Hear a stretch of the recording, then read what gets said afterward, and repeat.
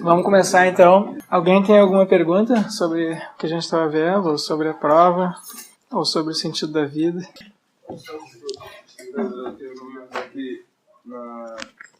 Na aula passada que eles tinham, alguém disse aquele argumento de que se tudo vai morrer daqui a uns tantos anos, se a vida humana é finita, mas tipo, daí até no outro texto o cara comenta, né, que se agora, se lá não vai ter importância o que aconteceu aqui, então agora não tem importância o que vai acontecer lá, entendeu? Se a vida tem sentido, ela tem sentido nesse momento pra mim. Certo, exatamente. Então isso é boa, bem lembrado. Sim, eu fiz essa apresentação na aula passada, que era uma apresentação introdutória, né? Mas muito bem lembrado. Então os textos que estão na página são o texto do Tolstói, o texto do Camus, o texto do Thomas Nagel, e tem também um outro que eu não comentei, nem vai dar tempo de eu comentar aqui, que é o texto do Cottingham. A gente vai ver esses três aqui só. É de fato, né? Às vezes as pessoas falam o sentido da vida, né? Quando a gente fala no sentido, também quando eu fiz a apresentação no ano passado foi bem pouco assim técnica, né? Não foi precisa, mas tem que analisar. Se a gente está falando sentido da vida, o que quer dizer sentido aí, né? Qual é o significado da palavra sentido? Ou significado da vida? Às vezes a gente fala significado da vida. E geralmente a gente usa no sentido de propósito, né? Qual é o fim, qual é a finalidade, qual é o propósito. Que nem quando a gente pode fazer, eu levei meu carro na oficina porque eu tinha um propósito, eu queria que ele fosse consertado. E eu quero que o carro seja consertado porque eu vou precisar dele para fazer não sei o que é. E essas outras atividades que eu vou fazer, talvez tenham elas próprias um propósito. Mesmo que vocês estão aqui estudando, poderia perguntar por que vocês estão aqui, né? Por que vocês vieram aqui hoje? Porque vocês estão fazendo essa disciplina. Mas por que estão fazendo? Porque é parte do curso. Mas por que vocês estão estudando filosofia? Fizeram o curso. Então, sempre a pergunta é por algo que está além da própria atividade e que seria o propósito daquela atividade. Então, quando a gente pergunta pelo propósito da vida como um todo, a coisa fica complicada, né? Porque quando a gente está usando a palavra sentido para fazer de uma atividade, a gente tem uma determinada atividade aqui, a gente tem uma certa atividade, sei lá, estudar aqui, fazer curso de filosofia, ou eu vim aqui dar aula, isso tem um propósito, um fim, e esse é o sentido dessa atividade. Então o sentido, o fim é diferente da própria atividade, vocês entendem? E aí a gente tem uma sequência aqui de atividades, ou muitas, né, uma rede interligada de atividades, cada uma delas com um propósito. Então a gente poderia agora perguntar, mas qual é o sentido da vida? Só que todas essas atividades, todos esses propósitos, são internos à nossa própria vida. Então tem gente que argumenta que perguntar pelo propósito da vida como um todo é meio sem sentido, porque eu precisaria me colocar fora da própria vida para analisar algo transcendente, né? Então tem uma... Vocês vejam que quando o Tolstói fala disso, ele fala do finito e infinito, né? Se a vida tem um significado finito, que ele foi investigando o sentido da vida, o propósito da vida, e buscou respostas nas ciências, mas as respostas nas ciências são sempre respostas desse tipo aqui, internas à própria vida. E aí, só que o que se espera é algo infinito, né? Algo que justifique a vida como um todo. Só que essa perspectiva infinita, ela seria transcendente, ela está fora da própria vida. E por isso é que o Tolstói, então, vai... buscar o sentido da vida justamente nesse domínio transcendente, que é o domínio da religião, da fé. Porque aqui a gente não tem como ter isso. Isso é uma perspectiva que foge à nossa consciência. Mas o que o Nagel diz? Bom, primeiro, o que as pessoas às vezes dizem? Né? Que qualquer atividade desse tipo aqui, isso parte do que o Camus menciona vai nesse sentido. Todas essas nossas atividades são atividades finitas, que podem acabar, que elas se inserem assim numa multiplicidade de eventos no tempo, e elas meio que se perdem ali. Né? Então qualquer coisa que a gente faça aqui que possa parecer significativa para mim, se eu analisar ela objetivamente, que assim não vem em consideração a minha perspectiva particular, mas analisar objetivamente, ela não é nada, ela é ridícula, ela é sem sentido nesse sentido, né? As expectativas que a gente tem com relação a essas propostas, atividades, raramente se realizam assim numa perspectiva objetiva. E aí o Nagel, que é um filósofo analítico, né? Ele é nesse sentido mais interessado, mais cuidadoso com o uso das palavras, ele faz esse comentário que tu fizesse aí, que ele diz assim, então: na vida comum, uma situação é absurda quando inclui uma discrepância óbvia entre a pretensão ou aspiração e a realidade. Então eu faço uma atividade com uma determinada pretensão, com um propósito, e o que de fato acontece. E pode haver uma discrepância tão grande que a gente diz que aquilo é absurdo. Por exemplo, uma pessoa faz um complicado discurso a favor de uma moção que já foi aprovada. Aí no Congresso Nacional tem um deputado, vamos ficar meia hora discussão, eu quero fazer melhor. Só que já tinha sido votado aqui. Então é absurdo ele ficar fazendo aquilo, a gente diria, né? Ou um conhecido criminoso é eleito presidente de uma fundação filantrópica, ou da Comissão de Ética do Senado, por exemplo. Típico. É absurdo. Alguém declara pelo telefone o seu amor a uma voz gravada, uma gravação. No momento em que alguém é proclamado cavalheiro, lá, o cara tá numa cerimônia com a rainha da Inglaterra, cai as calças do cara, o cara fica só com as cuecas aparecendo. Então são situações assim em que a aspiração diverge muito da realidade. E aí o Nagel diz assim, que isso acontece conosco a toda hora, que as pretensões ou a maneira como a gente concebe a si mesmo, em geral, não bate com a realidade. As vidas de muitas pessoas são absurdas, temporária ou permanentemente, por razões comuns que têm a ver com as suas ambições, circunstâncias e relações pessoais. Se há uma acepção filosófica do absurdo, contudo, ela tende a emergir da percepção de algo universal, um aspecto qualquer, no qual a pretensão e a realidade inevitavelmente colidam, seja qual for a pessoa. Tá? Então, a gente pode falar de circunstâncias particulares de absurdo, mas a gente pode falar de um absurdo inevitável para a vida de qualquer um. E aí, como é que seria? Ele diz, argumentarei que essa condição é fornecida pela colisão entre a seriedade com que encaramos a nossa vida, certo? A nossa vida a gente leva a sério, e a possibilidade perpétua de encarar como arbitrário ou sujeito a dúvida tudo o que encaramos com seriedade. Tudo aquilo que a gente leva a sério pode, em determinados momentos, ser visto como sendo arbitrário ou duvidoso. Ele diz, não podemos viver vidas humanas sem energia e atenção, nem sem fazer escolhas que mostrem que levamos algumas coisas mais a sério que outras. A gente faz opções e a gente tem valores e a gente leva algumas coisas mais a sério que outras. Isso é parte da vida. Não tem como viver a vida sem tu ter esse tipo de hierarquização de valores, de propósitos. Por que a gente está aqui e não em outro lugar? Porque a gente valoriza de alguma maneira a filosofia, ou quer estar aqui. Mas isso exige escolhas. Contudo, sempre que temos à nossa disposição um ponto de vista exterior à forma particular de nossas vidas, a partir do qual a seriedade parece gratuita, nós sempre podemos ver as coisas de fora, de uma outra perspectiva que não é a nossa perspectiva individual particular. Esse é o argumento do Nagel. A gente pode ver as coisas.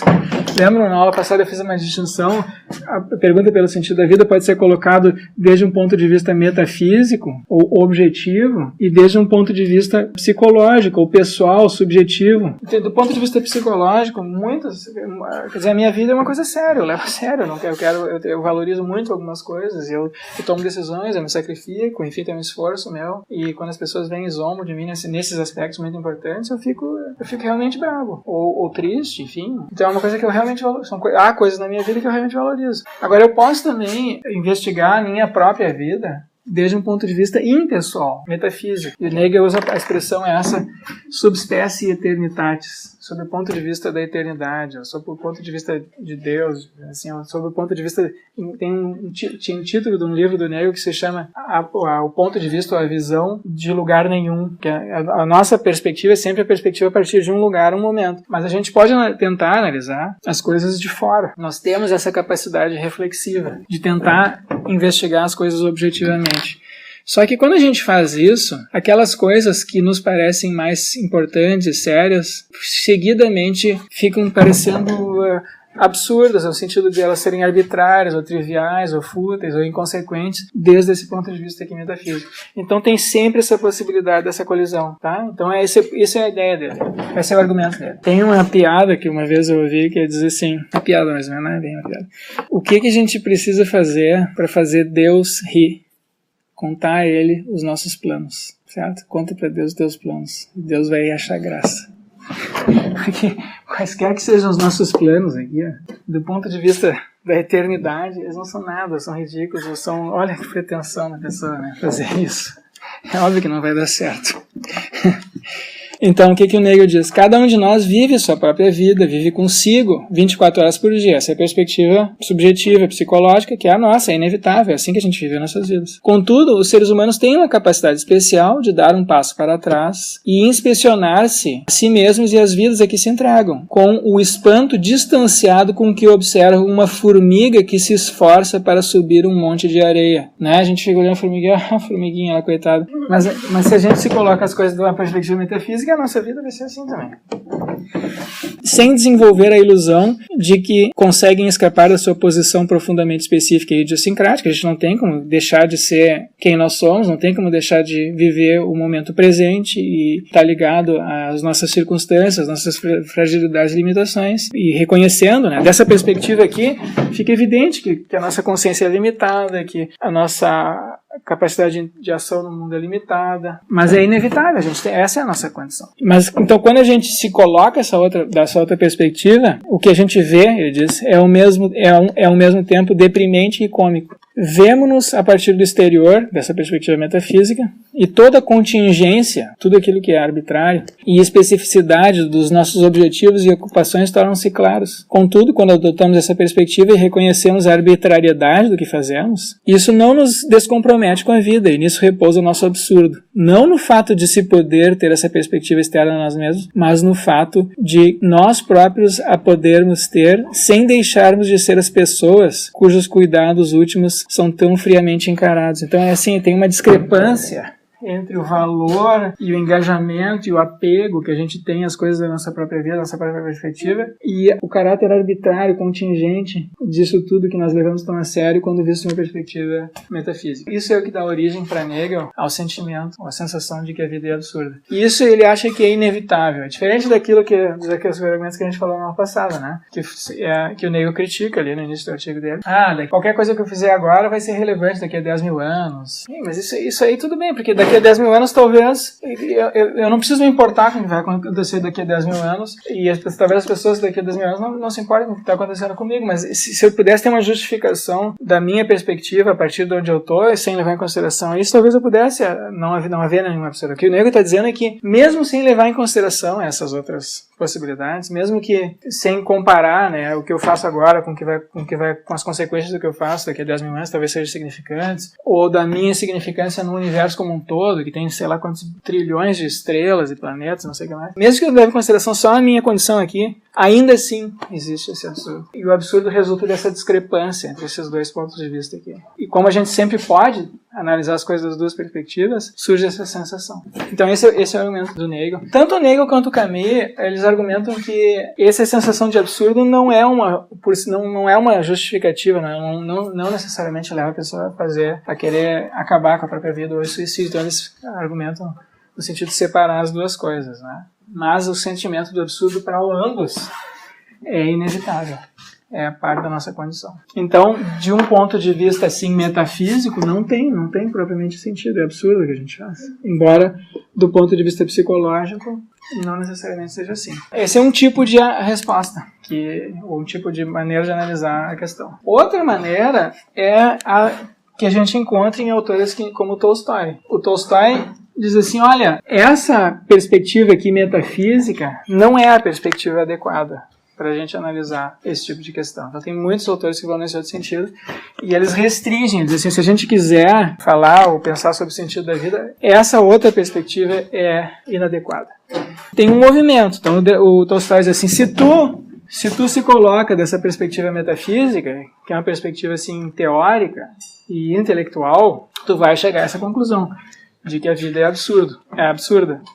E de uma perspectiva teórica e intelectual, ele diz que existem 4 saídas.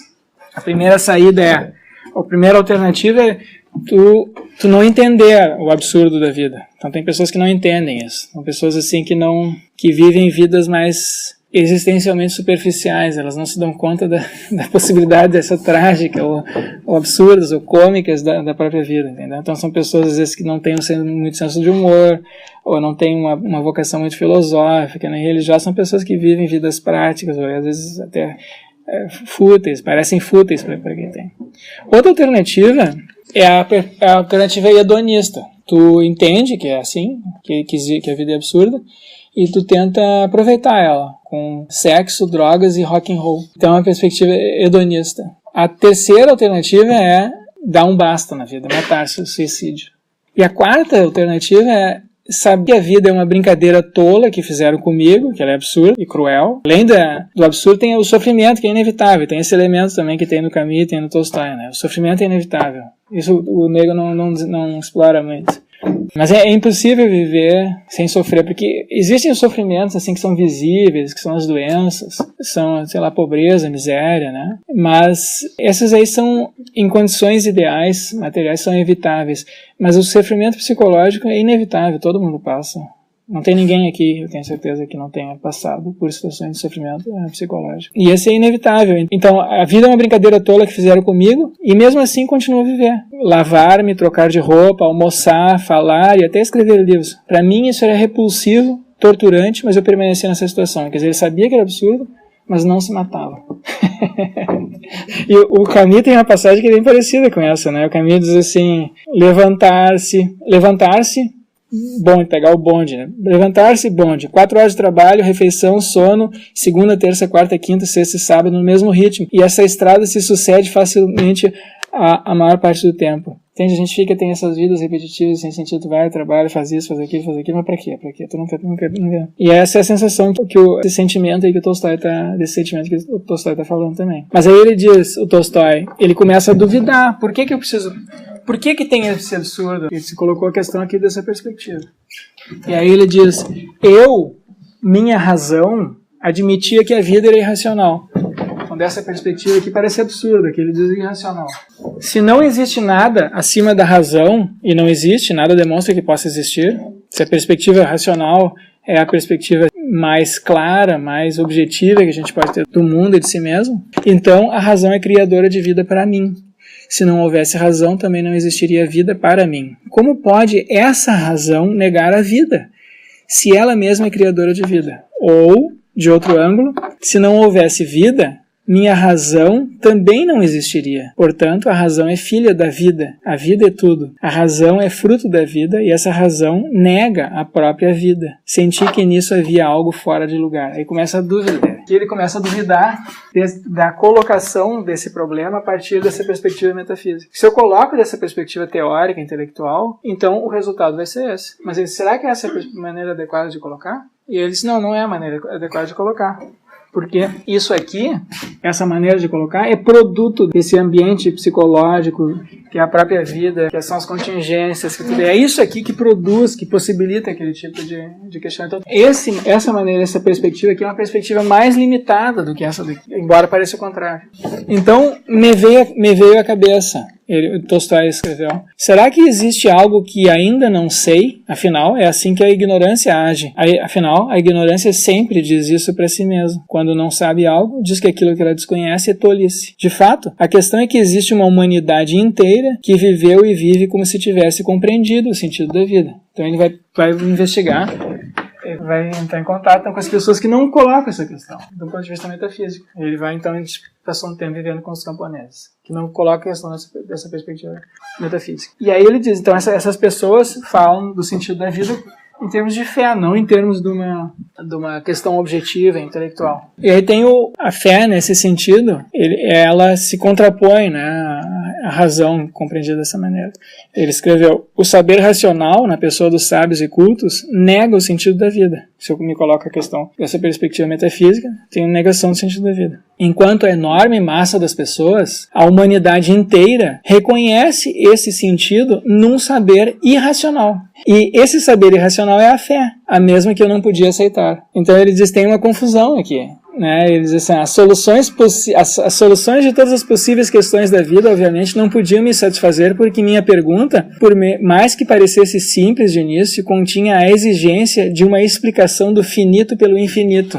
Eu me perguntava, qual o sentido da minha vida? Fora do tempo e do espaço, fora do tempo, da causalidade do espaço. Quer dizer, se eu pergunto se eu faço essa exigência, se eu quero uma justificação absoluta, metafísica, eu não posso, nenhuma resposta finita, nenhuma resposta científica, nenhuma resposta que apele o que eu sei, para o que eu sei, porque nossos saberes são todos finitos, vai responder essa pergunta. E fazia uma pergunta que exigia uma resposta de tipo transcendente. Mas eu respondia com a pergunta: qual o sentido da minha vida no tempo, da causalidade, no espaço? Quer dizer, as respostas estavam sendo dadas sempre no sentido psicológico. E aí esse é absurdo. Essa é incongruência. O resultado foi que, após demorado esforço de pensamento, não respondi nenhum. Claro, se tu faz uma pergunta metafísica e as respostas que tu pode dar são todas psicológicas, tu não vai ter como responder isso aqui. Então, não tem sentido. Tolstói aqui está negando isso que o Hegel está dizendo, tá entendendo? Embora ele coloque dessa maneira mais assim, literária, poética, mas do ponto de vista conceitual é muito preciso isso que ele está dizendo, né? O Tolstói diz: qualquer que sejam as respostas da fé oferecidos a quem quer que seja, toda a resposta da fé dá um sentido infinito à existência finita do homem. Então a resposta da fé é uma resposta oferecida aqui no âmbito psicológico, não é uma resposta metafísica, intelectual, teórica. É uma resposta sentida, é uma resposta que diz respeito a uma certa atitude, a certos sentimentos que a gente pode ter. Não é uma resposta intelectual ou teórica. Um sentido que não é destruído pelos sofrimentos, pelas privações e pela morte. Isso significa que numa fé é possível encontrar sentido e possibilidade da vida. E compreendi que a fé, em seu significado essencial, não é apenas o desvelamento de coisas invisíveis. Então, fé, para Tolstói, não é conhecimento, tá, de coisas sobrenaturais ou transcendentes. Não é uma revelação. Não é só uma relação com Deus. Pois primeiro, antes de definir a fé, é preciso definir a fé e depois definir Deus, e não definir Deus por meio da fé. Porque, da minha perspectiva subjetiva, eu tenho que começar com as minhas atitudes, os meus sentimentos. Eu não posso começar com Deus porque eu não tenho acesso a ela. Primeiro eu tenho que analisar as minhas atitudes e sentimentos com relação a isso. Não é só uma concordância com o que disseram ao homem, por mais que seja assim que, em geral, se entenda a fé. Em geral, as pessoas entendem a fé dessa maneira. Ao contrário, como é que ele está entendendo? Em geral, as pessoas entendem isso, né? A fé não é algo transcendente, a fé não é uma doutrina, num dogmas. Ele está dizendo, não é isso. Fé não é isso. Isso aí é secundário. Fé, ele diz, é o sentido da vida humana, graças ao qual o homem não se destrói e vive. A fé é a força da vida. Se o homem vive, ele acredita em alguma coisa. Para a gente viver, a gente tem que acreditar em alguma coisa, a gente tem que se comportar. E isso é inerente à nossa condição. Se a gente fica parado, quer dizer, a gente tem que agir, a gente tem que se mover no mundo para sobreviver. Mas a nossa ação no mundo não é aleatória, nem a dos plantas nem a dos animais é. A gente tem a nossa ação no mundo, o mundo já é automaticamente valorativa. A gente se afasta do sofrimento e vai em busca de outras coisas que nos propiciam um certo tipo de vida. E isso já é valorativo, sim. Colocando desse jeito, não parece que essa fé precisaria ser religiosa, necessariamente? É só mais uma motivação, deveria ser algo, sei lá, cumprir algum papel da Exatamente. espécie ou algo do tipo, não sei. Isso, essa é uma questão interessante, porque depende do que a gente quer dizer com religião daí, né? Não precisa ser religioso. O que tu quer dizer com religião? Pensei mais no sentido de ter alguma relação com o conceito de Deus. Sim, nesse sentido não. Eu posso ter isso. O conceito de fé aqui que ele está apresentando não exige a crença, por exemplo, em nenhum Deus pessoal, nenhuma assim, divindade particular, mas eu tenho que estabelecer alguma relação, algum tipo de relação de confiança e de entrega com algo que eu desconheço, que está além das minhas capacidades, além da minha consciência. Isso é a fé. A fé é uma aposta, ou uma entrega a algo que eu desconheço. E Deus, esse desconhecido foi sistematizado, concebido de diversas maneiras, né?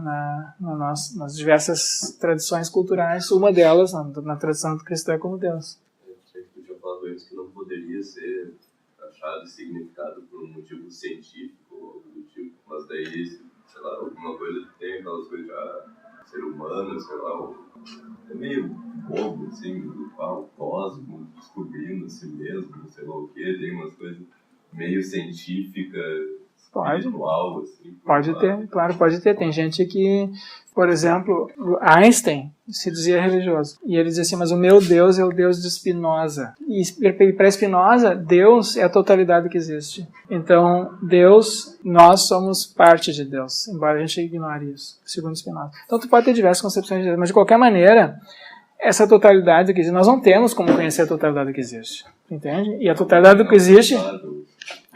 Sim, algo inalcançável. Inalcançável pela razão, claro. Mas eu posso ter uma atitude com relação a isso. Eu posso reconhecer que é assim. Fé é a confiança nessa, é a confiança e a entrega nisso que a minha razão desconhece. E a atitude metafísica não. A atitude metafísica é assim, as coisas são absurdas, né? Eu posso concluir, eu posso inferir que são absurdas, porque tem essa discrepância.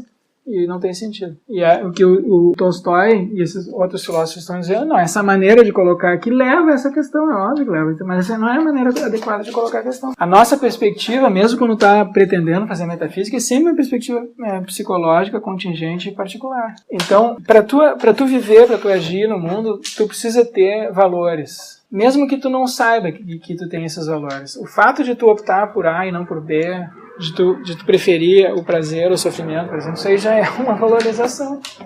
Por que tu prefere certas atividades e não outras? Porque elas te dão mais prazer, isso aí já é uma valorização minha. Mas é claro, nós somos muito mais sofisticados que isso. A gente não tem só dor e prazer, tem 1001 coisas que nós valorizamos, né? E o fato da gente ter esses valores implica que a nossa ação no mundo é em parte desconhecida, que existe uma espécie de confiança básica que a gente precisa ter no mundo e no desconhecido para que a gente continue agindo dessa maneira. Se tu perde isso, se tu perde essa esperança, essa confiança, então a situação fica absurda para ti e as coisas, então de repente não vale mais a pena continuar vivendo, ter esses valores, porque esses valores no fundo são fúteis, ou são triviais, ou são absurdos mesmo. Então, na verdade, eu achei que tinha esses valores, mas não tenho. E o que o Tolstói está dizendo é que não, que isso aí é maneira equivocada de colocar, tá? Lembra um pouco aquela coisa a parte da consciência, do Descartes, eu acho que a pergunta estava sendo feita no que não podia ser respondida daquele jeito. Exatamente, então vamos ver. Exatamente. Olha só, eu separei aqui uma passagem de Wittgenstein, que é Ludwig Wittgenstein, um filósofo do início do século passado, que era um leitor, admirador de Tolstói. E ele escreveu no Tratatus, essas coisas que eu estou lendo aqui eu vou deixar na página da disciplina depois, tá? Wittgenstein escreveu no Tratatus Lógico-Filosóficos, percebe-se a solução para o problema da vida no desaparecimento do problema. Não é por essa razão que as pessoas para as quais, após longas dúvidas, o sentido da vida se fez claro, não se tornaram capazes de dizer em que consiste esse sentido? Então, o que ele está dizendo aqui? Então, a pessoa passa por uma crise existencial, não sei qual é o sentido da vida, não sei e ele pensando, 2 anos depois, fala, tá, mas e aí, tu não tá mais em crise agora? Não, agora eu tô bem, tô vivendo. Tá, mas qual é o sentido da vida, então?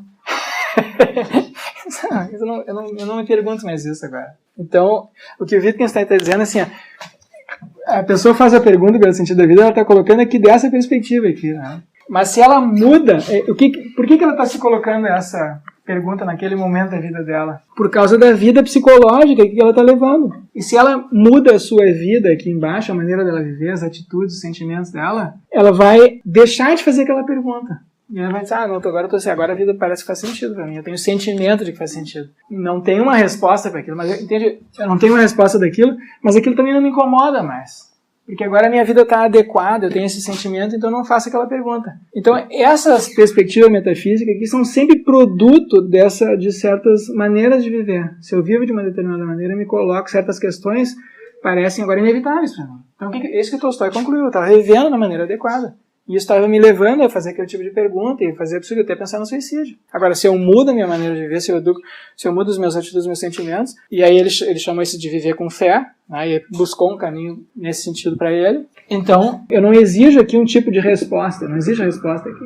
Tá? Porque a resposta da fé não é propriamente uma resposta intelectual, ela é um sentimento que a pessoa tem ou não tem, e que tu desenvolve vivendo de uma certa maneira, é uma certa atitude, não uma teoria. Deixa eu só entender, eu não li o Tolstói, mas pela tua narrativa, assim, vai até a questão do que é o sentido da vida, até que não tem resposta. Não tem resposta da perspectiva teórica. Outra decisão na vida, isso. Exatamente, ele diz assim... Será que não seria necessário chegar até a essa pergunta? Claro. Sei lá, se angustiar claro. E ver que a única... Boa, é ótimo. A única certeza do futuro é a morte, sempre para a morte, então decidir ser de outra maneira. Exatamente, claro. Mais autêntica. Muito boa essa questão, e porque... a angústia também não é um fenômeno apenas psicológico, nesse sentido, né, de se angustiar, mas ontológico. Claro. Isso abre aí uma outra... exatamente. Tu tem que passar por esse inferno. entendeu? Tu tem que passar por esse inferno. Então, isso é um sofrimento inevitável, entendeu? No desenvolvimento da gente. Por isso que eu falei quando a gente estava vendo Sócrates. É diferente o Sócrates dizer só sei que nada sei. E uma criança dizer que só sei que nada sei. Se uma criança diz, ele é um ignorante. O Sócrates é um sábio. É diferente o Tolstói dizer que o sentido da vida é a fé, ou enfim, tem todo esse percurso que levou ele até a fé, a desenvolver uma certa atitude.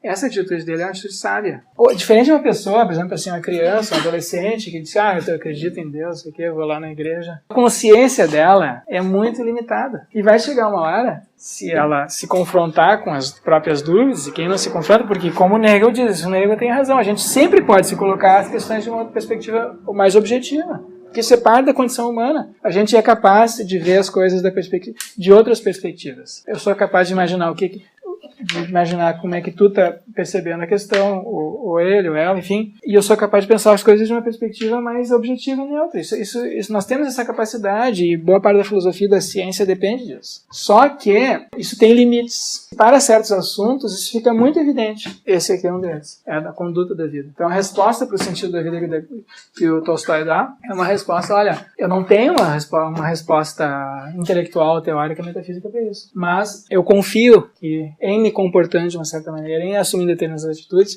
que eles chamam de fé, a vida faz sentido. Foi por isso que eu trouxe na aula passada aquele exemplo daquele psicólogo húngaro, se não me engano, que fala do sentimento de fluir, né? Quando a gente está desenvolvendo certas ações, a gente tem a sensação de que as coisas estão fluindo. Por exemplo, se uma pessoa está dançando e sabe dançar bem, e, enfim, ela pode desenvolver aquilo. Enquanto tu olha aquela pessoa dançando, ela parece estar integrada com a música. Tu não identifica a personalidade dela. A mesma coisa um atleta, quando está desempenhando uma atividade assim muito bem, ele parece estar integrado naquilo que tu faz. Tu esquece que tem um indivíduo particular ali que tu só tá ouvindo, ou um ator. Tem atores que são mais ou menos ruins, atores ruins. Tu tá esse cara tá tentando fazer aquilo, né? Mas olha ali, olha só como ele tá se esforçando. E outras vezes o ator incorpora de tal maneira o personagem que tu não vê mais o ator, tu só vê o personagem. Então a gente tem essa sensação de que às vezes as coisas fluem na vida da gente. Tem uma integração completa. E quando a gente tem essa integração completa, a nossa consciência de si, o ego, desaparece, fica em segundo plano. A gente está completamente integrado naquilo que a gente faz. E isso é o que se busca, tá? A educação para isso, na vida como um todo, é o que se busca nas tradições religiosas. Então, cada uma das tradições religiosas tem receitas sobre como tu pode obter essa sensação para a vida como um todo. Não é buscando respostas intelectuais, tá? Não é só vivendo uma vida intelectual. Se tu vive uma vida só intelectual, tu não vai ter esse sentimento de que a vida flui. Tu tem que se posicionar na vida de duas maneiras. Tem problemas que tu precisa encarar de uma perspectiva intelectual, resolver de uma perspectiva intelectual, mas tu tem que saber sair daquilo lá, porque essa perspectiva intelectual não é a mais fundamental. A gente não fica o tempo inteiro pensando. Os pensamentos surgem num contexto biológico e psicológico maior que os determina. Se a gente não tem os sentimentos adequados, o nosso pensamento não flui. Isso é o que as tradições religiosas vêm dizendo, e isso é o que a neurociência, a ciência cognitiva vem dizendo também. Tá? Então vocês pegam esse material recente, boa parte da neurociência contemporânea nega que haja uma separação clara entre sentimentos e pensamentos. Só que, pegando o que o colega tinha dito, que é uma coisa que meio que tem que se passar por essa do pensado metafísico, parece um pouco que é uma coisa até meio natural, assim, tem tanto estereótipo de coisa de ficar pensando sobre o sentido da vida, coisa de adolescente, sabe, ter uma...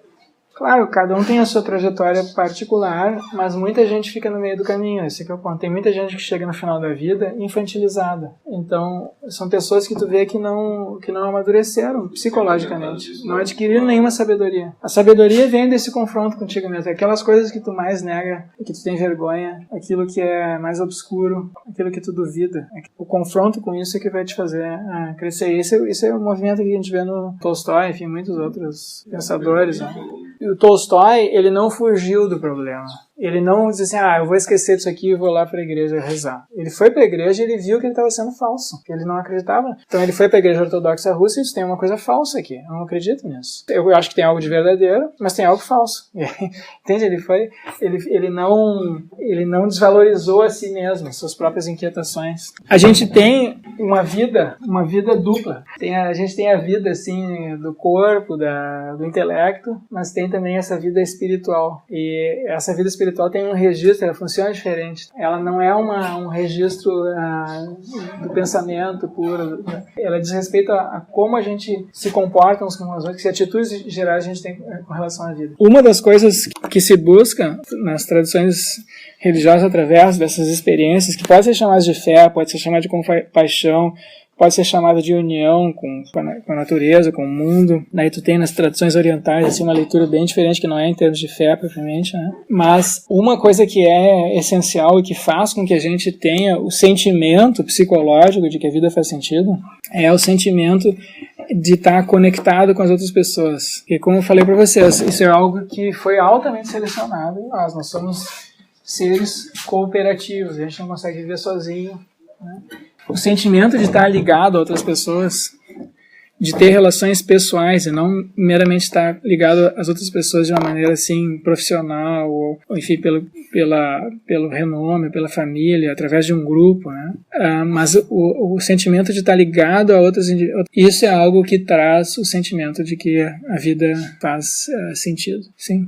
Não sei se tu conhece aquele livro do Durkheim, O Suicídio, onde ele faz um estudo estatístico, né, na cidade de Paris, referente ele investiga as pessoas que se suicidaram, e daí a questão que ele tenta trazer é que o suicídio ele acaba sendo as pessoas cometem suicídio não por razões subjetivas, mas mais por razões sociais, né? Daí ele investigando, né, todas as pessoas que se suicidaram na cidade de Paris, acho que é final do século XIX, início do século XX, ele chega nos números que as pessoas que mais se suicidaram naquele período foram as que mais tiveram isolamento social, as que menos tinham vínculos sociais, ou seja, pessoas solteiras ou que tinham perdido seus cônjuges e que os pais já estavam mortos. Quanto menos vínculos tu tinha, né, quanto mais isolado tu ficava, mais suscetível tu chegava ao suicídio, né? Uhum. Porque normalmente quando a gente pensa sobre isso, pelo menos eu, na teoria desse livro, eu achava que as razões subjetivas eram muito mais relevantes, né, mas ele chega numa conclusão bem interessante, né, que é exterior, né, não é interior essa... Sim, tem muitos estudos assim que sugerem fortemente isso, além do trabalho do Durkheim, né? Quase toda a psicologia sugere isso. O sentimento de que a vida faz sentido não depende tanto do teu sucesso profissional, do dinheiro. Depende de tu se sentir conectado a outras pessoas, de ter o sentimento de pertencer a um grupo, de que tu é bem quisto naquele grupo, pelo menos, né? Só que esse sentimento, para acontecer, esse tipo de conexão para acontecer, tem que acontecer num nível pessoal. Não basta eu ter o sentimento de que eu estou conectado a outras pessoas profissionalmente, ou porque eu sou sócio que são minhas amigas no Facebook.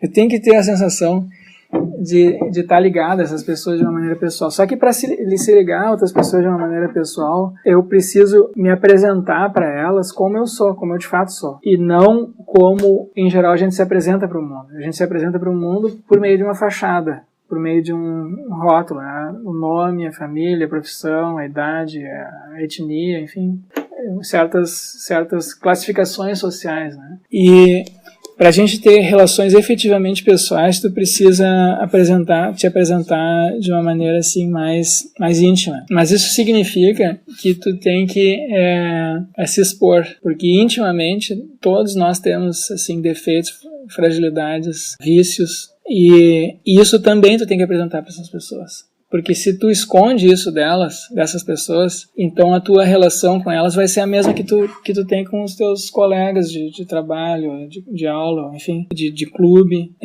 que são coisas que trazem fraquezas, são coisas das quais em geral a gente tem vergonha. Mas se tu sente, se tu tem o sentimento de que outras pessoas, mesmo sabendo que tu tens aquelas fraquezas, elas vão continuar te aceitando, então tu consegue estabelecer uma conexão pessoal com ela. Tu consegue se sentir amado, bem-quisto e ter aí uma relação íntima e profunda. Só que isso exige, né? Exige, assim, uma espécie de confiança inicial. Se tu tem medo disso, de se expor dessa maneira, se tu tem vergonha, então tu acaba não se relacionando com as pessoas, tu acaba não se abrindo, e isso produz a perda desses, quer dizer, tu não consegue estabelecer esses vínculos. Então tem uma dinâmica, tu entende? Essa dinâmica pode acontecer no nível mais individual, pode acontecer no nível de um grupo maior, na família, enfim, de amigos, e pode acontecer também num nível mais transcendente, de eu sentir vontade no mundo em que eu vivo. E, em parte, o que as religiões têm são receitas para como fazer isso. Então, vocês podem ver que todas as religiões dizem que esses sofrimentos são inevitáveis, que todo mundo tem isso, né? E, embora a gente, em geral, não apresente isso para as outras pessoas. Mas isso é inevitável e as nossas fraquezas também são inevitáveis, todo mundo tem isso. Então, o que as diversas religiões catalogaram e sistematizaram foram maneiras de lidar com isso, de tal maneira que tu consiga se apresentar para as outras pessoas, para o mundo, para Deus, se tu quiser colocar dessa maneira também, de uma maneira mais aberta e entregue, tá? Então, por exemplo, bom, eu separei alguns exemplos aqui para ler para vocês, mas eu não sei se alguém gostaria de colocar alguma questão antes de ir adiante. Eu vou deixar na página da disciplina depois para vocês um poema do João Cabral de Melo Neto, que coloca também a questão dessa maneira, a morte e vida severina, o final dele é exatamente sobre isso. E tem um poema do Carlos Drummond de Andrade, a Máquina do Mundo. Você conhece a Máquina do Mundo? A Máquina do Mundo é um poema em que deixa eu só ler um trechinho aqui dele, então, para vocês. E como eu palmilhasse vagamente uma estrada de Minas pedregosa no fecho da tarde, e no fecho da tarde um sino rouco se misturasse ao som dos meus sapatos, que era pausado e seco, e aves pairassem no céu de chumbo, e suas formas pretas lentamente fossem diluindo na escuridão maior, vinda dos montes e de meu próprio ser desenganado. Então o cara tá caminhando uma estrada sozinho. Aí ele estava fazendo isso, e aí ele diz assim: a máquina do mundo se entreabriu, a máquina do mundo se entreabriu. Para quem de a romper já se esquivava, e só de o ter pensado se carpia, abriu-se majestosa e circunspecta, sem emitir um som que fosse impuro, nem um clarão maior que o tolerável. Pelas pupilas gastas na inspeção contínua e dolorosa do deserto, e pela mente exausta de mentar, toda uma realidade que transcende a sua própria imagem debuxada no rosto do mistério nos abismos, abriu-se em calma pura e convidando quantos sentidos e intuições restavam a quem de os ter usado já os perdera e nem desejaria recobrá-los, se em vão e para sempre repetimos os mesmos sem roteiro tristes périplos, convidando-nos a todos em corte a se aplicarem sobre o pasto inédito da natureza nítida das coisas. Então, acompanhando, ele tem uma experiência aqui meio mística, certo? Ele está vendo as coisas de uma perspectiva transcendente, diferente da cotidiana. A máquina do mundo se abriu. Assim me disse, embora voz alguma, ou sopro, ou eco, ou simples percussão atestasse que alguém sobre a montanha, a outro alguém, noturno e miserável, em colóquio, se estava dirigindo. Então ele escutou uma voz, mas não era uma voz. O que procuraste em ti, ou fora de teu restrito e nunca se mostrou, mesmo afetando dar-se ou se rendendo, e a cada instante mais se retraindo, olha, repara, ausculta, essa riqueza sobrante a toda pérola, essa ciência sublime e formidável, mas hermética, essa total explicação da vida, esse primeiro nexo, esse nexo primeiro e singular, que nem concebes mais, pois tão esquivo se revelou entre a pesquisa ardente em que te consumiste. Vê, contempla, abre teu peito para agasalhá-la. Tá? Então é aqui, o sujeito está pesquisando as coisas na perspectiva finita, e de repente tem um vislumbre dessa perspectiva transcendente. Então, aí o poema continua, tá? O poema continua, e o que o que ele está dizendo aqui é isso: nós temos essa dupla natureza, o homo duplex do Durkheim. A gente tem essas condições, essa vida cotidiana de atividades, Mas a gente tem também uma outra perspectiva, só que essa outra perspectiva para nós é uma perspectiva científica. Se a gente se coloca, se a gente endereça ou trata dessa outra perspectiva intelectualmente, racionalmente, ela parece absurda, ela leva a contrassensos. Mas tu pode viver ela de maneira não racional, certo? Então tem uma que tu pode sentir ela, tu pode se portar dela de uma determinada maneira. E aí isso eu acho que é importante no que o Tolstói está falando, porque ele realmente trata da fé como uma coisa não intelectual. Então vocês vejam que isso que eu estava dizendo na aula passada, quando a gente interpreta as religiões de uma perspectiva intelectual, elas são absurdas. O que elas dizem não faz sentido. Se a gente interpreta as religiões como teorias, são todas falsas. Ou a gente não tem nenhum indício disso. Mas isso é uma leitura assim muito filosoficamente, psicologicamente, sociologicamente fraca das religiões, porque isso não explica como é que esses sistemas de crenças perseveraram e floresceram em todas as culturas humanas. Tem que ter um outro tipo de explicação. Se fosse só teorias falsas, eu já teria abandonado isso há muito tempo. Então tem que ter algo mais aí, certo? Tem que ter algo mais. E esse algo mais, eu acho, é isso que o Tolstói está falando. É a educação de uma certa atitude, de certos sentimentos, ok? Então, deixa eu dar um exemplo aqui para vocês. Um exemplo de como isso pode aparecer. Então aqui tem uma passagem do livro Tao Te Ching, de Lao Tzu. Deixa eu ler aqui para vocês. Então, nesse conjunto de ensinamentos, enfim, o que a gente tem é uma educação para uma vida harmônica, né? Harmonia com a natureza, com os outros. Então tem uma ênfase muito grande na harmonia. Então olha só o que ele diz. Meus ensinamentos são fáceis de entender e fáceis de colocar em prática. Mas o seu intelecto, do leitor aqui, o seu intelecto jamais os compreenderá. Tá vendo? Ele está dizendo, não é intelectual o que eu vou dizer. E se você tentar praticá-los, fracassará. Meus ensinamentos são mais velhos do que o mundo. Como você pode compreender seu significado? Se quiser me conhecer, olhe dentro de seu coração. É sentimento aqui que importa, não o intelecto. Outro verso, capítulo. O tal, às vezes é traduzido como caminho, né? O tal nunca faz nada, mas por meio dele todas as coisas são feitas. Se homens e mulheres poderosas pudessem se centrar nele, o mundo inteiro seria transformado por si próprio, em seus ritmos naturais. As pessoas ficariam contentes com suas vidas simples, cotidianas, em harmonia e livres de desejos. Quando não há desejos, todas as coisas ficam em paz. Então, isso é muito enfatizado.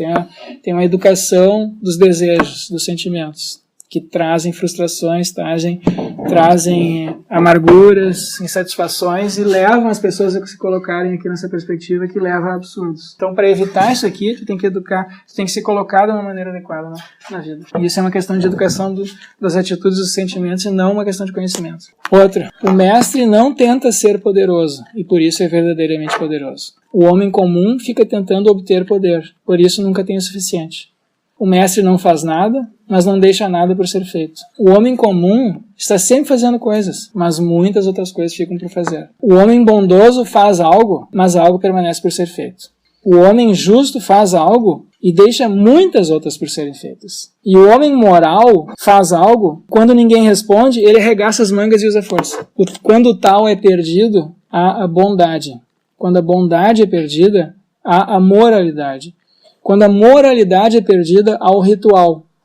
O ritual é a casca da fé verdadeira, o começo do caos. Portanto, o mestre preocupa-se com as profundezas e não com a superfície, com a fruta e não com a flor. Não tem vontade própria, mora na realidade e deixa todas as ilusões irem embora. Então o mestre aqui é o modelo nessa religião aqui, nesse tipo de prática. O mestre doa-se ao que quer que o momento lhe traga. Sabe que vai morrer e não resta nada ao que se apegar. Nenhuma ilusão em sua mente, nenhuma resistência em seu corpo. Não pensa sobre suas ações. A atitude não é intelectual na vida. A atitude básica do mestre não é intelectual na vida. Não pensa sobre suas ações. Elas fluem do âmago do seu ser. Então o modelo aqui é como aquele do fluir lá do psicólogo.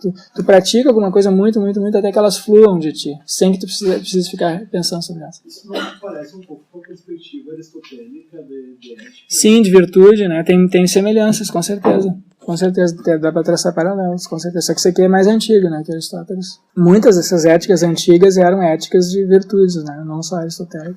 O mestre não impede nada à vida, portanto está pronto para a morte, como um homem pronto para dormir após um bom dia de trabalho. Tá, a última. Aquele que está em harmonia com o tal é como um bebê recém-nascido. Seus ossos são macios, seus músculos são fracos, mas sua pegada é poderosa. Não sabe nada da união de macho e fêmea, mas seu pênis pode permanecer ereto, tão intenso é o seu poder vital. Pode berrar o dia inteiro, sem jamais ficar rouco. Tão completa é sua harmonia.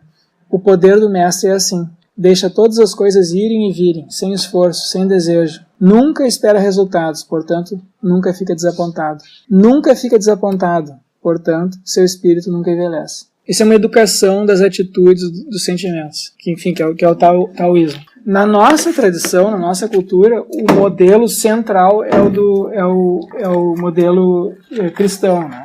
Então também, o modelo cristão, a gente pode ler, se quiser, os evangelhos, a Bíblia, como um conjunto de teorias falsas. Mas essa é uma leitura assim, superficial e psicologicamente insatisfatória. Não é por isso que as pessoas ficam religiosas. Aqui, isso o Tolstói fez. Ele pegou os evangelhos, a Bíblia, e reescreveu, certo? Ele disse, o que eu entendo disso aqui? Você tem os evangelhos segundo Tolstói, certo? Enfim, isso não era incomum pensadores, pessoas fazerem isso no século XIX, tem vários evangelhos segundo fulano de tal, evangelho segundo Tolstói fez o dele. Ele releu os evangelhos e extraiu dali o que ele achava que era compreensível. Assim. Isso não rendeu problemas com a igreja? Sim, ele saiu da igreja ortodoxa, ele montou um grupo cristão próprio dele lá, que é um grupo cristão anarquista, enfim. Ele foi excomungado, algo do tipo, fazendo uma releitura da Bíblia? Eu não sei se ele foi excomungado, ele mesmo saiu, eu acho. Porque já nesse livro que eu passei para vocês, que ele ainda não tinha saído, ele diz que ele não se sentia à vontade naquela igreja, né? Que ele tinha ido lá por desespero, entendeu? Porque ele achava que a resposta estava na fé, mas quando ele foi buscar a fé na igreja ortodoxa, ele viu que tinha uma coisa errada ali, mas ele não sabia o que era. Ele ficou um tempo indo na igreja, mesmo sabendo que tinha uma coisa errada, ele não conseguia identificar o que era. E aí ele tem uma nova crise, e aí ele faz essa leitura e acaba saindo e cria esse grupo.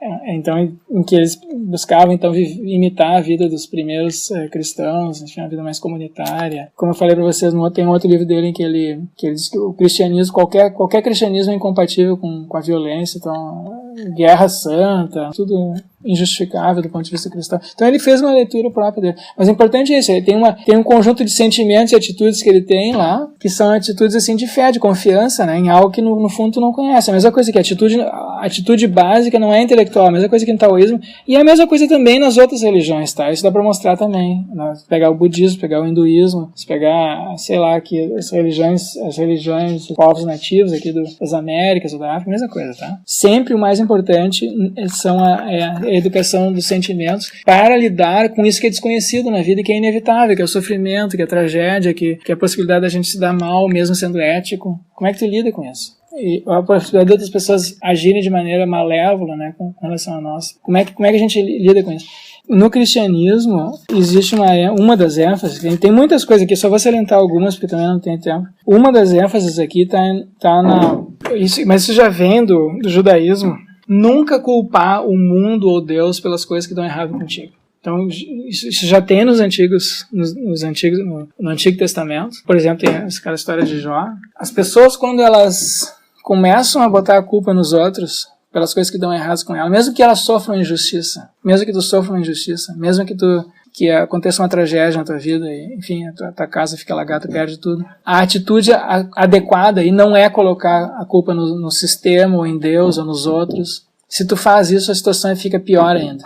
Então, a ênfase está em tu educar a tua mente para confiar que isso faz parte de um processo maior, mesmo que tu não saiba qual é. Então isso é a fé. E é o que Jesus expressa com carregar a própria cruz. A gente tem que carregar, todo mundo tem uma cruz, a gente tem que carregar ela. E não adianta tu ficar botando a culpa nos outros. pelos teus próprios males. Aí, no cristianismo tem uma ênfase muito grande, diferente do judaísmo, na mudança da atitude subjetiva, que a religião judaica antiga era uma religião em que se dava muita ênfase à lei, né, a seguir determinados ordenamentos, preceitos, e no cristianismo uma das diferenças do cristianismo com o judaísmo é essa: mais importante do que tu seguir a lei é tu ter a atitude adequada com relação ao que acontece contigo. Então, por exemplo, ouvistes o que foi dito: amarás o teu próximo e odiarás o teu inimigo. Porém, eu vos digo: amai os vossos inimigos e orai pelos que vos perseguem. Desse modo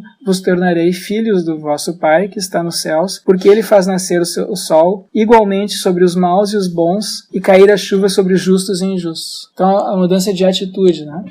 Não vos preocupeis com a vossa vida quanto ao que haveis de comer, nem com o vosso corpo quanto ao que haveis de vestir. Não é a vida mais do que o alimento, e o corpo mais do que a roupa? Olhai as aves do céu, não semeiam, não colhem, nem ajuntam em celeiros, e no entanto vosso Pai Celeste as alimenta. Ora, não valeis vós mais do que elas? Quem dentre vós com as suas preocupações pode acrescentar um só côvado à duração de uma vida? E com a roupa, por que andais tão preocupados? Aprendei com os lírios do campo, como crescem e não trabalham nem fiam. E no entanto, eu vos asseguro que nem Salomão em toda a sua glória se vestiu como um deles. Ora, se Deus veste assim a erva do campo, que existe hoje e amanhã será lançada ao forno, não fará ele muito mais por vós, homens fracos na fé?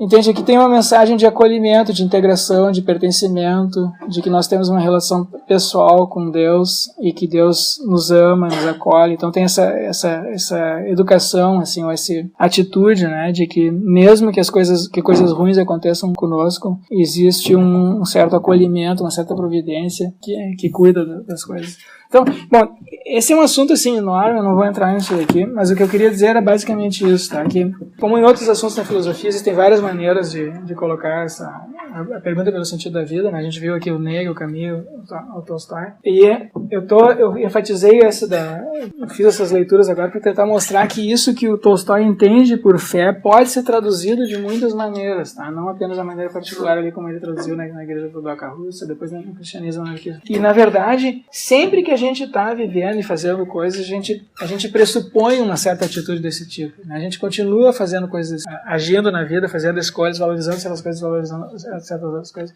E isso já pressupõe uma certa confiança, né? Uma certa vida mental dupla. A gente se reconhece em parte, intimamente, ou tem o sentimento disso, de se ver não apenas como corpos ou como produtos do acaso, mas como espíritos, como almas, né? Então tem uma leitura um pouco diferente disso do ponto de vista psicológico. Professora, tem uma questão. Assim, a gente sempre ouve falar que a gente não, como tu mesmo falou, que a gente não pode culpar os outros pelos sofrimentos que acontecem com a gente, etc, né? Mas eu não consigo ver isso de maneira quando a gente é agredida por um ser humano do nada. E como é que eu vou me culpar, ou tipo, não culpar o outro ser humano por eu sou estuprada, ou algo do tipo, eu sou assassinada, ou a minha mãe por essa assassinada. Como é que eu não vou... Entendeu?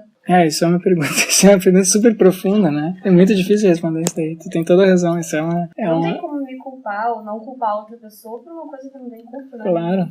Claro, mas eu posso só te dizer o que eu acho disso, tá? Não, porque esse é um assunto também, assim, filosoficamente muito profundo e difícil. Mas o que eu acho é que essas mensagens religiosas, o que elas estão dizendo é que, claro, tu pode buscar, assim, justiça, né? Processar essa pessoa, enfim, pode exigir que a polícia coloque ela na prisão, isso, enfim, tá tudo ok com relação a isso.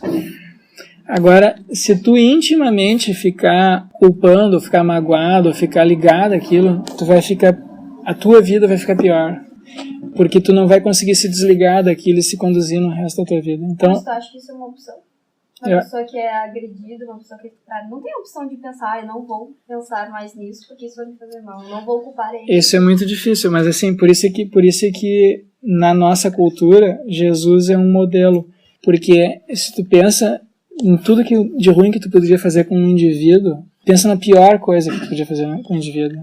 E então, digamos que essa pessoa fosse presa injustamente, torturada, abandonada pelos seus discípulos, que disseram na véspera que amavam ele, e fosse condenada pelo povo, toda a população contra ele. Preferiu que um bandido fosse salvo que ele. E aí tu coloca esse cara na cruz e ele se vê abandonado por Deus. Então é um tipo de abandono máximo, tu entende? Então, e por isso que ele é um modelo, porque mesmo sendo assim, eles não vamos perdoar, né? Então é um modelo de como agir. Claro, é um modelo assim muito difícil de ser atingido e em geral a gente não consegue fazer isso, mas por isso que ele é um modelo moral, compreende? E a justificação, acho que filosófica disso, ou psicológica, é que se tu consegue fazer isso, tua vida não apenas vai fazer sentido, como ela vai ficar assim, tu vai ter uma qualidade paradisíaca, né? E se tu não consegue, se tu fica ligado, se tu fica culpando, se tu fica magoada com outras pessoas que fizeram injustiças contigo, se tu fica culpando, então a tua vida vai tender a ser mais ou menos infernal. Tu vai viver, vai ser dominada por emoções negativas. Então a qualidade da tua vida vai piorar se tu não conseguir se desvincular, né, dessas agressões. Mas é claro, isso é muito difícil, né? E uma coisa também não exclui a outra, tá? Aqui não tem no cristianismo a ideia de que eu acho... Claro que tem muitas versões do cristianismo, tá? Mas eu acho assim que nada aqui no que está nos evangelhos diz assim que tu não deva buscar um tratamento justo, até exigir isso. Tu pode fazer isso. Só que isso é uma coisa das relações humanas e não uma coisa transcendente. Então aqui ele está falando mais de como é que tu se porta diante da vida como um todo. E tu pode, por exemplo, buscar processar uma pessoa porque ela cometeu uma injustiça contigo, mas a tua atitude pessoal com relação a ela, ou espiritual com relação a ela, não vai ser uma relação de eu quero que ela sofra, eu quero que ela morra, enfim, tu entende? Tu pode dizer, olha, eu vou fazer isso porque a nossa sociedade está organizada assim, eu vou buscar isso daí, tu fez uma coisa pra mim, então é assim que as coisas funcionam. Mas outra coisa é tu ir além disso e assumir uma atitude espiritual negativa com relação àquele evento particular. Essa é a diferença.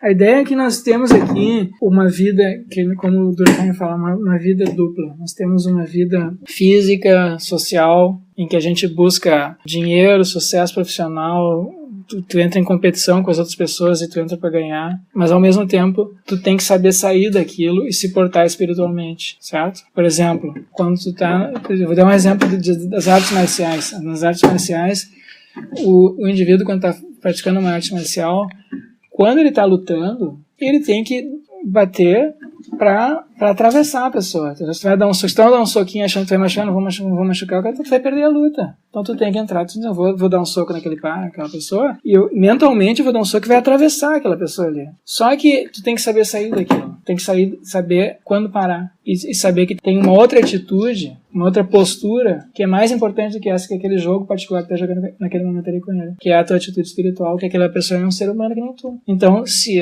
a hora que tu machucar, tu acabou a luta. E aí tu vai tratar de atender ele. A mesma coisa é isso, uma pessoa te machuca, quando acontece, né?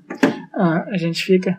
Tu tem que saber sair disso daí também. Tem que jogar o jogo, mas ao mesmo tempo sair do jogo. Tem que jogar o jogo intelectual do pensamento, mas também sair do pensamento e se colocar numa perspectiva mais afetiva e sentida. No caso, seria a pessoa sozinha? Tipo, ela conseguiria sair dessa situação sem a ajuda de outras pessoas? Tem gente que consegue, tem gente que não. Depende de cada caso, eu acho. Eu acho que varia muito, isso é muito difícil, tá? Esse é um assunto bem interessante, mas é muito difícil isso. Que em geral a gente não consegue fazer isso sozinho, e é por isso que tem as religiões organizadas, que são uma espécie de grupo de apoio, tu tem modelos, tem pessoas que já passaram por isso e podem te ensinar coisas. Né? Então a leitura disso pode ser inspiradora. Mas claro, tu pode ler isso aqui de muitas maneiras. Tu pode ler isso aqui de uma maneira intelectual. E aí tu vai virar um dogmático e vai dizer assim, porque a minha religião é certa, tu é errado. Isso é a leitura metafísica da religião. Mas tem a educação dos sentimentos. Daí tem várias, né? Tem várias, mas todas dizem a mesma coisa. Tu tem que começar por ti, não pelo mundo. Tu tem que começar mudando a tua atitude. Se tu quer que o mundo seja mais pacífico, tu tem que se tornar mais pacífico. Se tu quer que o mundo seja mais justo, tu tem que ser mais justo. E ser mais justo significa não responder injustiças com injustiças. Entende? Então, se uma pessoa te agride, não agredir ela de volta. Não era esse o ponto, mas era tipo... eu não sei se é tipo uma opção, vamos supor, a pessoa aconteceu me agrediu, ou sei lá. E aí, tipo, na minha cabeça eu fico pensando assim, meu psicológico vai pensar que eu não posso ficar... Claro.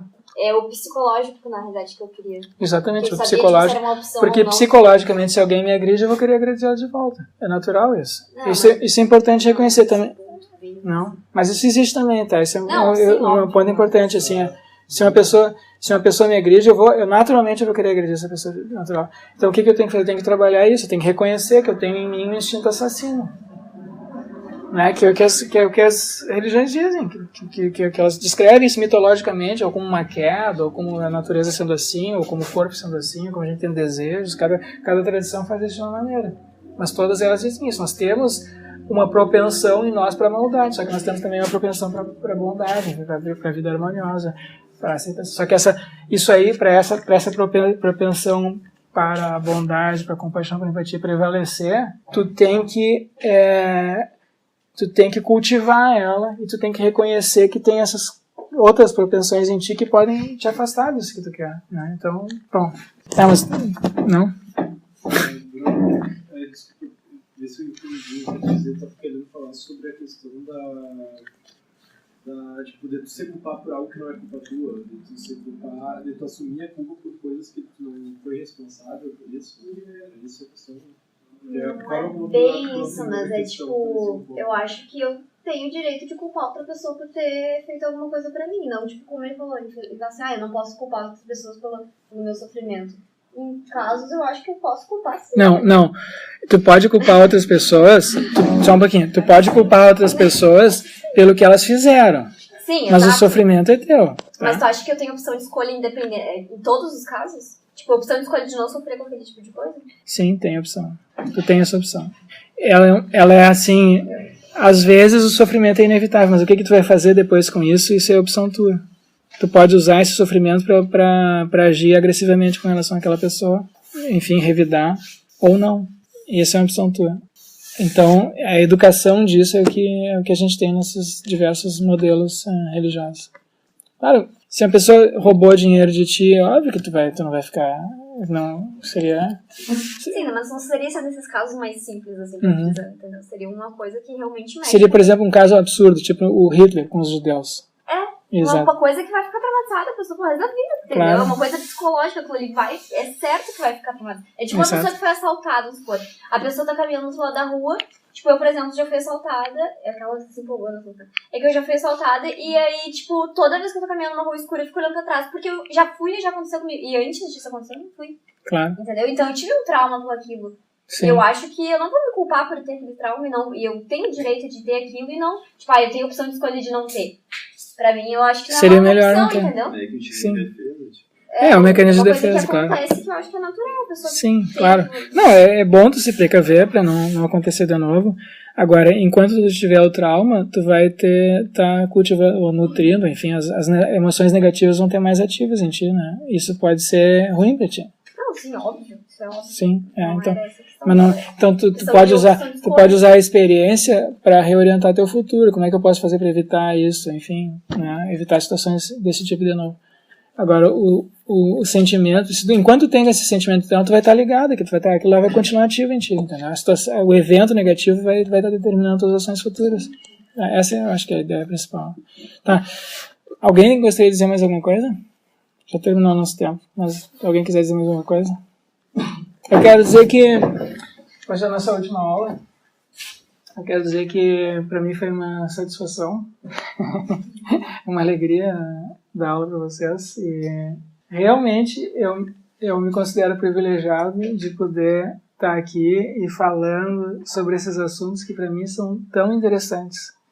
Eu acho que é muito raro a gente ter oportunidades desse tipo no mundo atual.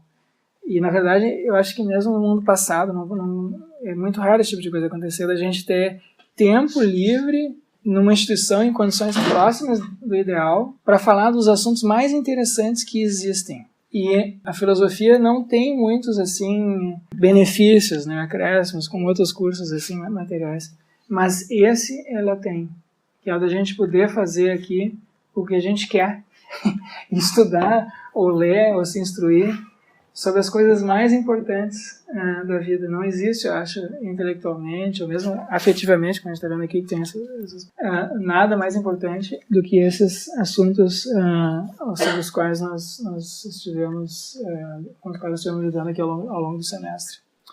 Então, eu espero que vocês aproveitem, né, o resto do curso, mas eu queria também, antes de terminar, dizer que é muito importante que, para que o curso de vocês faça sentido aqui, esses 4 anos, 5 anos de curso, vocês têm que se organizar, certo? Vocês têm que fazer um planejamento, porque a universidade tem ambientes assim muito propícios, mas ao mesmo tempo tem alguns outros aspectos da vida acadêmica que são terríveis e que, se vocês não se anteciparem, não lidarem, vocês vão ficar traumatizados, entendeu?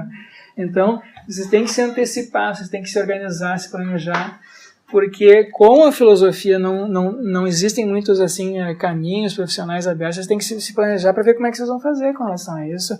Que tipo de emprego vocês vão buscar depois que saírem daqui? Que tipo de qualificações vocês querem ter? Onde é que vocês, intelectualmente, academicamente, como é que vocês querem que o curso de vocês seja? Então tem várias coisas que vocês têm que fazer para se preparar para, ao final desses 4, 5 anos, obterem aquilo que vocês querem, tá? É muito importante na filosofia, eu acho, o cultivo das habilidades assim, de pensamento, do rigor, da clareza linguística. Então, isso se vocês cultivarem isso, vocês vão sair daqui feras no uso da linguagem, no uso do raciocínio, da razão. E isso é algo que vocês vão carregar para o resto da vida. Vocês vão poder depois usar isso em qualquer atividade com a qual vocês se engajarem. O ideal é que vocês, quando saírem daqui, imponham medo nas pessoas que forem discutir qualquer assunto com vocês. Vocês têm que sair daqui tão preparados que uma outra pessoa ali da sociologia, da medicina, da engenharia vai chegar e falar: você é da filosofia? Opa, não, então eu tenho que me cuidar agora com o que eu vou dizer, senão esse cara vai me dar um nó. Isso é o ideal, tá? Mas para isso acontecer, vocês têm que se organizar, têm que se preparar, têm que se disciplinar, porque esse tempo passa rápido. E vocês têm que escolher um caminho dentro da filosofia, tá? A filosofia é muito fácil, diria que a gente tratou de tudo, né? Então esse aqui é um curso de introdução. Vocês têm que escolher uma dessas áreas aí e se dedicar a isso. Então vocês vão montando a bibliografia, juntando textos, se dedicando a isso. Então pode ser política, pode ser ética, pode ser metafísica, pode ser epistemologia, mas vocês já vão pensando nisso agora. Mesmo que mude depois, mas se vocês não tiverem planejamento, é melhor ter um planejamento ruim do que não ter nenhum planejamento. Então, eu acho que era isso, tá? Não sei se alguém queria dizer mais alguma coisa. Na quarta-feira eu venho aqui só para recolher as provas e eu já corrijo elas ali na quarta da tarde, já digo quem é que está de recuperação. Se alguém não fez a primeira prova, já está em recuperação, tá? Vocês têm que vir aqui.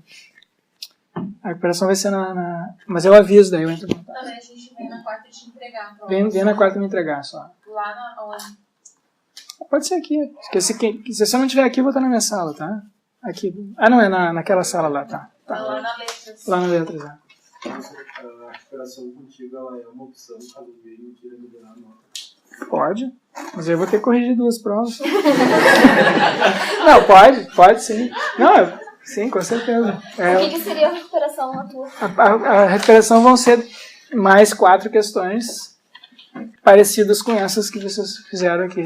Né? Então são 4 questões, mas é da matéria de todo o semestre. Tá? Quanto valem os trabalhos feitos? Cada prova vale 4, os trabalhos valem 2.